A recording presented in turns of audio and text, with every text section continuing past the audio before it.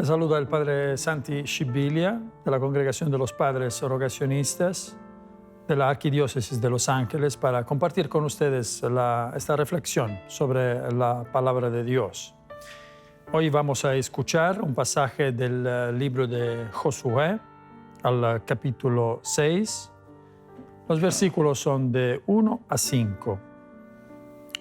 Bueno, es un pasaje que nos pone claramente en el Antiguo Testamento en el momento en que Josué, con todo el pueblo, con todo su ejército, va a enfrentar la ciudad de Jericó. Una ciudad fortificada, imponente, grandísima, imposible de ganar.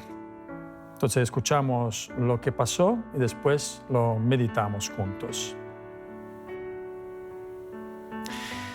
Jericó estaba herméticamente cerrada por temor a los israelitas. Nadie salía ni entraba. Entonces el Señor dijo a Josué: Yo he puesto en tus manos a Jericó y a su rey. Por eso ustedes, todos los hombres de la guerra, darán una sola vuelta alrededor de la ciudad, formando un círculo en torno a ella. Así lo harán durante 6 días. Además, 7 sacerdotes irán delante del arca llevando 7 trompetas de cuerno. El 7º día, en cambio, ustedes darán 7 vueltas alrededor de la ciudad y los sacerdotes harán sonar las trompetas. A la señal dada con el cuerno, cuando ustedes oigan el sonido de las trompetas, todo el pueblo prorrumpirá en fuertes gritos de guerra. Entonces los muros de la ciudad caerán sobre sí mismos y el pueblo se lanzará al asalto. Cada uno hacía lo que tenga adelante. Y es la palabra del Señor. Es un pasaje fundamental, muy importante. Bueno, sin entrar dentro de Jericó no se puede entrar en la tierra prometida. Es un obstáculo fuertísimo.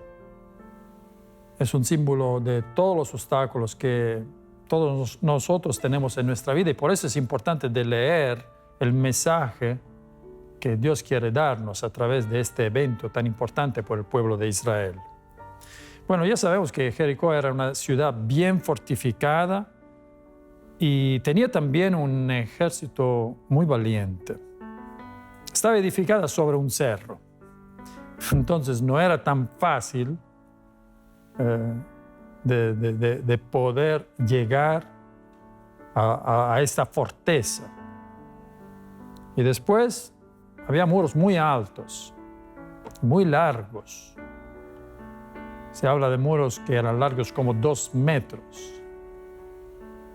Entonces, ¿cómo se podía hacer? Bueno, los ejércitos utilizaban muchas estrategias. Bueno, algunos ejércitos sitiaban toda la ciudad y se ponían ahí por meses. Hasta que dentro de la ciudad, como no podían salir, terminaban todo lo que tenían para comer, para beber. Y después, cuando se morían de hambre, entonces intentaba su ataque. Otros excavaban un túnel dentro de los muros. Pero ¿cómo poder hacer con muros tan largos? Bueno, por la posibilidad que tenía el pueblo de Israel, esta era una guerra imposible. Pero ellos se fiaron del Señor, se confiaron en Él. Y el Señor le dio indicaciones bien detalladas, detalles increíbles, que uno podría pensar, ¿por qué tenemos que hacer esto? Lo mismo ustedes se acuerdan, la misma cosa que en el segundo libro de los Reyes hizo Naamán, el general de Siria, cuando el profeta Eliseo le dijo, báñate 7 veces en el Jordán, un río tan sucio, en el punto donde estaba Eliseo. Y Naamán dijo, no lo voy a hacer. ¿Por qué tengo que bañarme aquí en este río? Ya me voy a mi país donde hay ríos mejores.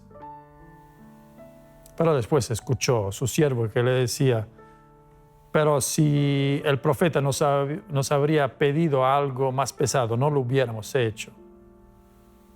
Bueno, aquí el Señor le está pidiendo al ejército de Josué todos los días, por 6 días, de darle la vuelta a los muros.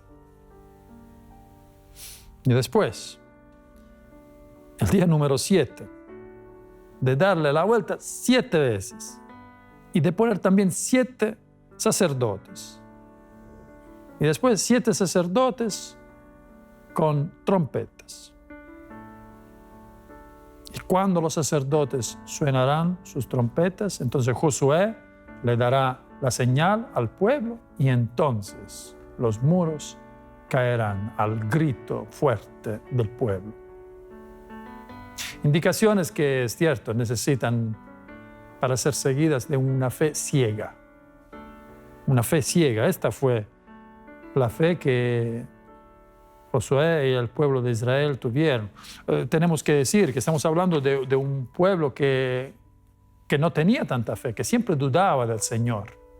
Desde cuando salió de Egipto, a lo largo de todas las pruebas en el camino del desierto, y también cuando por la primera vez llegaron a las puertas de la tierra prometida, se asustaron porque vieron aquellos pueblos tan fuertes. ¿Cómo vamos a poder ganar a estos pueblos? Y entonces se regresaron en el desierto y fueron andando en el desierto por 40 años. Pero ahora, después de tanto tiempo, el pueblo, a lo largo de un camino de una generación entera, ya todos se habían muerto, los que no habían creído en la promesa del Señor.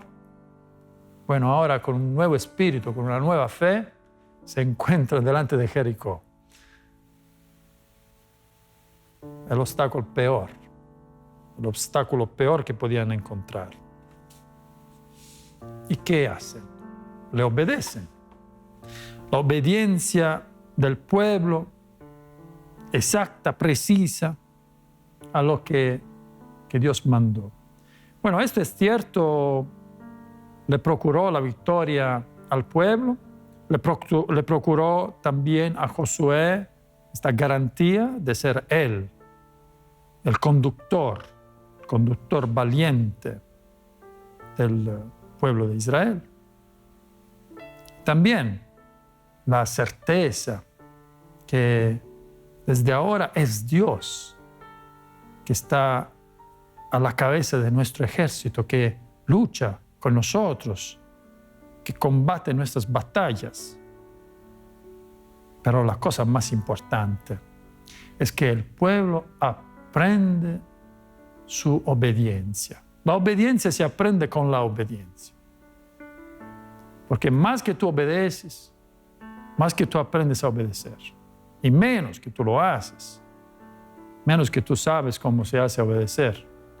Bueno, es cierto que la primera desobediencia fue la que está reportada en el Apocalipsis, pero también de una manera literaria en El paraíso perdido de John Milton, ¿verdad? Donde un ángel dijo, non serviam, en latín, no serviré. Prefiero de reinar al infierno, pero no de servir en paraíso. La desobediencia. De esta desobediencia salieron todas las desobediencias. Desobediencia de nuestros padres, que pensaron de ser como Dios. Y desde ahí todas nuestras desobediencias de todos los días. Sí, es verdad, a veces los órdenes de Dios, a veces la voluntad misma de Dios podría parecer algo que no se entiende. Y por esto le pedimos a Dios. A veces nuestra oración está llena de preguntas. ¿Por qué, Señor? Llena de por qué. ¿Cuántas veces le decimos, ¿por qué, Señor, esto? ¿Por qué me pasa esto a otro? ¿Por qué le pasa esto a otra persona? Y el Señor no contesta. El Señor se calla, el Señor está en silencio. No utiliza palabras para contestarnos. Utiliza eventos. Utiliza señales de su presencia. Es necesario confiar en Él para poder llegar a la victoria con el Señor. Confiar en Él, para creer en Él, para saber obedecerle. Es cierto que en ese sentido podemos decir que la victoria le pertenece totalmente al Señor. Porque no es una estrategia humana, es algo divino a que nosotros nos entregamos. Y si tenemos este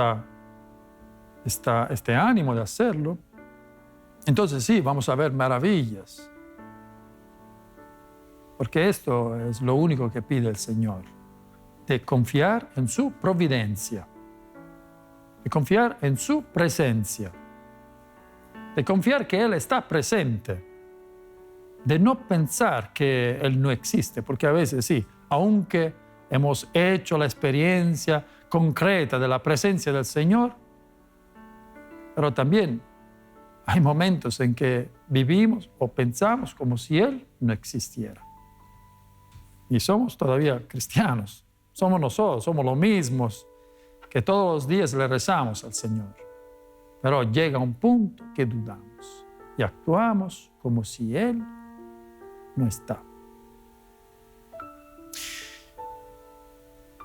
Confiar en Él, no en nuestra capacidad, porque a Dios lo que le gusta es de obrar con su omnipotencia, de ser el Dios Todopoderoso, utilizando nuestras debilidades. Bueno, esto es lo que significa el pueblo que se encuentra enfrente de esta ciudad, Jericó, una ciudad inexpugnable, una ciudad que no se puede ganar. Exactamente como aquellos problemas, como aquellas presiones, como aquellos obstáculos, como aquellas amenazas, como aquellas preocupaciones, como aquellas enfermedades, como aquellas muertes, como aquellos odios, como aquellas divisiones que todos los días tenemos delante, tenemos sobre nuestra mesa, tenemos en nuestra mano, tenemos en nuestra vida. Jericó está siempre presente. Y lo que Dios quiere de nosotros para enfrentar tu Jericó es fe y obediencia. Fe y obediencia. Bueno, no importa cuál es la situación, no importa qué te está pasando, no importa cuánto es diferente, no importa cuánto es difícil. Bueno, lo que importa es que el Señor te está pidiendo fe y obediencia. Si tú tienes fe y obediencia, tú puedes enfrentar cualquier cosa. Ese es el sentido de la oración. Porque para alcanzar un nivel de fe y obediencia suficiente, necesitamos que prepararnos. Entonces, no fe como rezarle al Señor para convencerle al Señor que nos escuche. El Señor ya te está escuchando. El Señor ya sabe exactamente lo que te necesita. Pero eres tú que no eres listo, no tienes la fe suficiente. No tienes la fuerza necesaria para este acto de obediencia. Y por esto te necesitas de rezar, para llenarte de esta fuerza. La obediencia en la vida religiosa es un voto, es una promesa. es algo que es parte de la vida consagrada.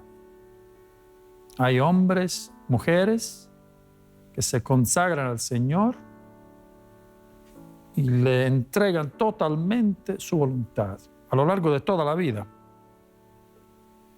Bueno, en la vida religiosa, junto con la pobreza, con la castidad, con otros votos que hay que los religiosos hacen, la obediencia es el corazón. Sin obediencia no hay vida religiosa. Y también la obediencia es un criterio de discernimiento para ver si lo que estoy haciendo lo estoy haciendo en Dios. Si lo que estoy haciendo es voluntad de Dios o no. Si estoy o no estoy dentro de la obediencia. Por eso nosotros decimos que quien obedece nunca se equivoca. Porque a veces sí, a veces no sabemos qué tenemos que hacer, cuál es la cosa mejor. Muchas veces tenemos problemas de discernimiento. ¿Hago esto o hago esto? Bueno, quien obedece nunca se equivoca. Y esto no es solamente en la vida religiosa, también en la familia. Pídele a tu esposo, pídele a tu esposa si no sabes qué hacer. Obedécele a tu esposo, obedécele a tu esposa. No actuar solo. Intenta siempre de encontrar el favor de tu esposo o de tu esposa, así que ustedes puedan actuar juntos. Y también si no estás convencido, no estás convencida, pero dígale a tu esposo, mira, no estoy convencida, pero quiero obedecerte. Quiero hacer como tú estás diciendo, porque confío en ti. Y eso es el sentido de la obediencia también en la vida religiosa. Señor, quiero obedecerte, porque confío en ti, porque sé que aunque humanamente podría hacer algo que no es lo mejor, pero ya sé que tú eres Dios y al final todos tú lo cumples por mi mayor bien. Hay tanto de decir sobre la obediencia en la vida religiosa. Bueno, hoy se habla de obediencia dialogada. ¿Qué es la obediencia dialogada? Cuando un religioso, para encontrar la voluntad de Dios, habla con su superior y juntos los dos encuentran lo mejor, ¿verdad?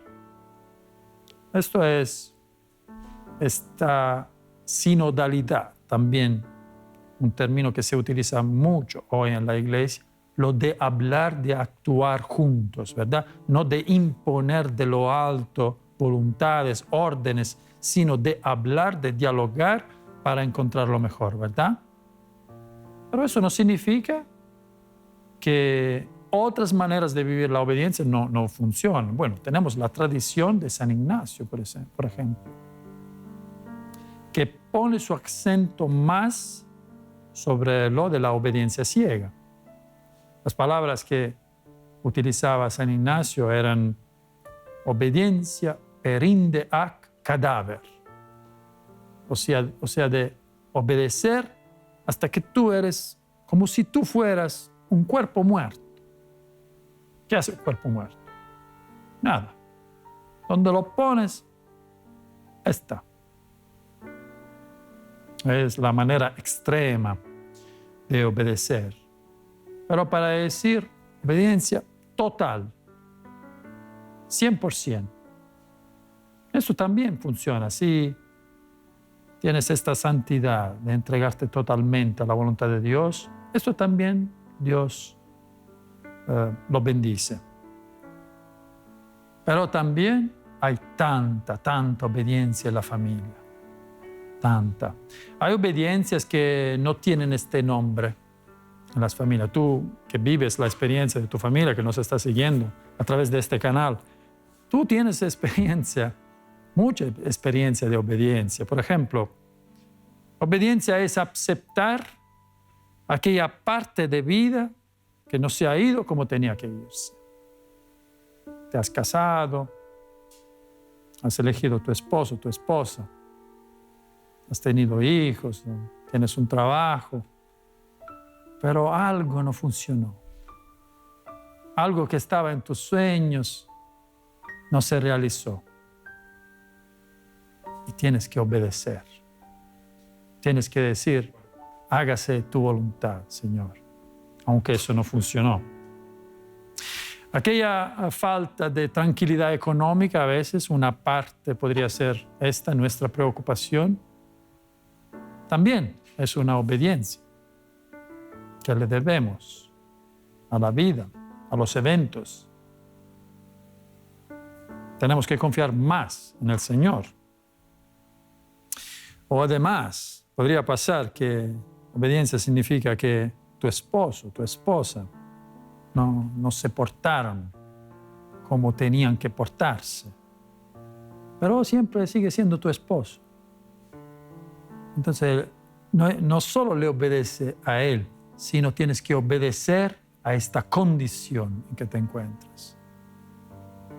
Aunque todo no está perfecto, aunque tu esposo no está perfecto, pero con un acto de obediencia lo abrazas y lo aceptas. Esto es necesario en todas las familias que quieren ir adelante. O también en los hijos. A veces los hijos no se portan bien como tendrían que portarse. También ahí un acto de obediencia. Bueno, yo creo que en las familias es muy importante que este acto de obediencia lo haga la mamá. Que lo hagan todos, pero sobre todo la mamá. ¿Por qué? Porque nosotros hablamos en la familia, hablamos de matrimonio, ¿verdad? ¿Por qué se llama matrimonio? Porque matrimonio viene de madre. Porque es la tarea de la mamá de cuidarse de su familia. Y con su obediencia a las tareas de todos los días, a lo que tienes que hacer, a cuánto tienes que amar todos los días, la mamá es la fuente de la unidad, de la fortaleza de la familia para enfrentar cualquier problema. Entonces, que todo esto pueda ser posible, rezámosle al Señor, rezámosle juntos al Señor. Así que podamos todos juntos decirle, Señor, te pedimos, danos tu bendición, danos tu sabiduría, así que podemos obedecerte. Amén.